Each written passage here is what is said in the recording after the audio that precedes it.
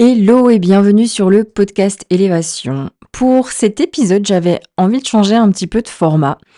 Pour vous expliquer le contexte, depuis quelques semaines, les dimanches sur mon compte Instagram pro Lolita Belly, je poste une boîte à questions en mode Q&R, questions-réponses, et voilà, je réponds en story aux questions qu'on peut me poser sur toutes les thématiques confondues. Et je me suis dit que ça pourrait être intéressant d'extraire une question de temps en temps pour vous partager aussi la réponse de ma perspective sur le podcast, où je peux aussi un peu plus développer que en format story sur Instagram. N'hésitez pas à me dire si ce genre de contenu vous plaît, si ce genre de format vous plaît, que ce soit sur mon compte Instagram ou par email ou comme vous voulez en commentaire pour la team YouTube, etc.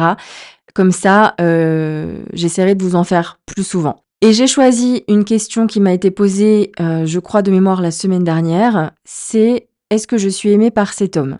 Alors, petit disclaimer, je ne suis pas du tout coach en relation amoureuse. Par contre, j'ai beaucoup cheminé moi-même sur ma propre expérience dans les relations amoureuses parce que je viens quand même de loin avec la blessure du père, comme ont beaucoup de femmes, et puis de la dépendance affective dans les relations. J'ai aussi connu des relations chaotiques, toxiques, tout ce qu'on veut. J'en ai déjà parlé à plusieurs reprises sur le podcast. J'ai acheté des programmes en lien avec la féminité, en lien avec la guérison des relations amoureuses. Donc, j'ai quelques connaissances, j'ai ma propre expérience. Après, c'est pas ma vocation d'être coach en relation amoureuse.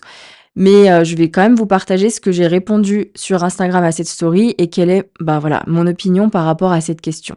Donc, est-ce que je suis aimée par cet homme? Je me souviens que ce que j'ai répondu dans cette story, c'est déjà, si tu te poses la question, j'ai envie de te dire potentiellement non. Après, évidemment, ça manque de contexte. On peut pas dire de but en blanc non. Mais soyons honnêtes, quand on se demande si on est aimé par quelqu'un, c'est que quelque part, on n'est en tout cas pas aimé à la valeur, à la hauteur de ce que nous, on attend de l'amour, de l'amour qu'on pense mériter. Donc, il y a déjà ça. Et puis, à partir du moment, alors c'est normal de se poser des questions, mais des questions aussi fortes sur le fait de se sentir aimé. Donc, il peut y avoir aussi tout un pan de je me sens pas aimable, voilà, en lien avec l'estime de soi, l'amour de soi, mais quand même, quand on se pose la question dans une relation, c'est que c'est sûrement pas évident. Et ce que j'ai appris avec le temps, c'est qu'un homme qui vous aime, souvent, on le sait. On le sait, c'est évident, les actes parlent pour eux-mêmes, il n'y a pas besoin de mots, il peut y avoir des mots aussi, mais les actions parlent pour elles-mêmes et on ne se pose pas une seule seconde la question de si cet homme nous aime ou pas, parce que c'est évident, en fait, il n'y a pas de question à se poser. Par contre, si on se pose la question, moi j'ai déjà remarqué dans mon propre parcours personnel, que finalement la réponse c'est non. En tout cas, je suis pas aimée comme moi je voudrais être aimée et voilà, je suis pas aimée dans la façon que je voudrais être aimée et je suis peut-être pas aimée du tout par cet homme d'un amour vraiment amoureux parce qu'il y a plusieurs types d'amour aussi. Donc, si vous avez alors parce que je sais que les femmes, je sais pas ce qu'il en est pour les hommes. Ce serait intéressant des fois d'inviter des hommes sur ce sujet, de faire une table ronde autour de ça avec des hommes. Parce que je sais que les femmes, on peut vite s'emballer, on peut vite, on est dans l'émotionnel, on peut vite faire des projections sur une rencontre, sur une relation, être dans la surinterprétation de chaque mot, chaque geste, on peut rentrer là-dedans et en fait, c'est usant parce qu'on est en train de tout intellectualiser, tout mentaliser, on est dans l'hyper-contrôle. Ça peut être aussi un mécanisme de protection, une stratégie de protection, parce qu'on a été déçus et en plus, j'ai souvent ces discussions avec des amis hommes, quand on est des femmes qui arrivent à l'âge de 35 ans, potentiellement, on est, et je ne le souhaite pas à tout le monde évidemment, mais il y a une bonne, comment dire, généralité, ça se dit oui, il y a une bonne majorité, c'est ça que je cherchais le mot, de femmes qui auront connu une relation qui les a presque détruites, éteintes. Et j'aimerais bien qu'on n'en passe pas toutes par là, mais force est de constater que, en parlant avec des femmes, on est beaucoup à avoir connu ça et donc du coup, on est beaucoup plus méfiante.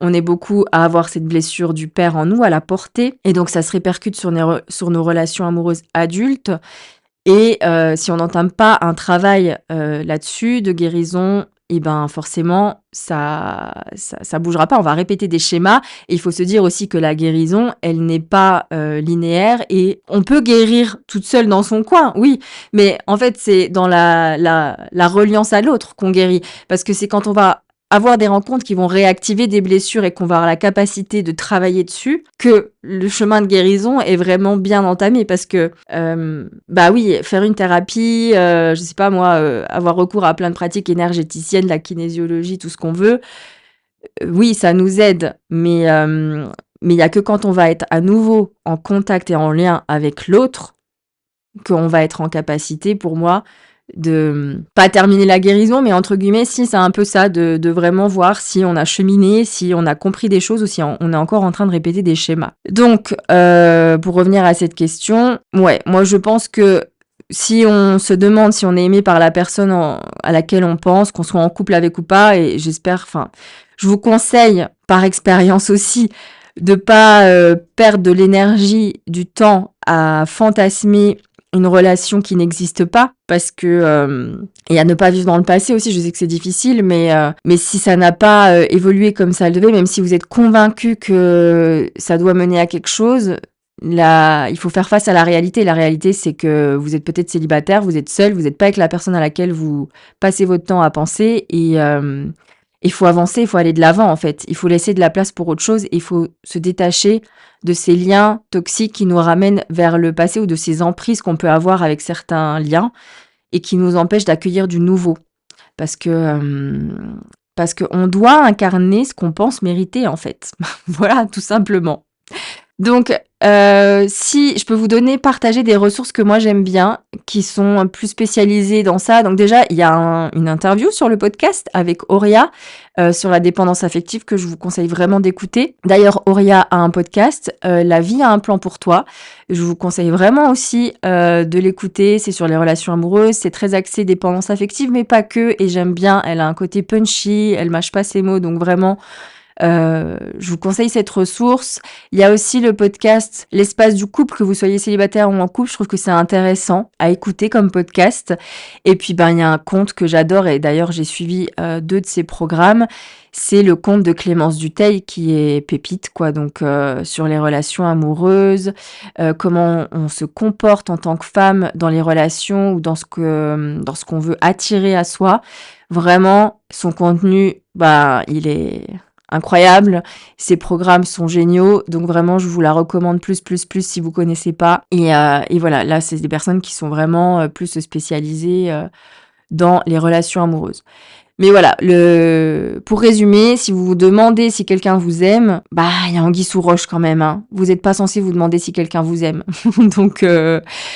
Donc c'est ça que j'avais répondu et c'est ça que j'avais envie de vous partager aujourd'hui dans ce podcast. Voilà, je vais m'arrêter là. Je vous souhaite une belle semaine. On se retrouve la semaine prochaine pour un nouvel épisode et en attendant, prenez soin de vous.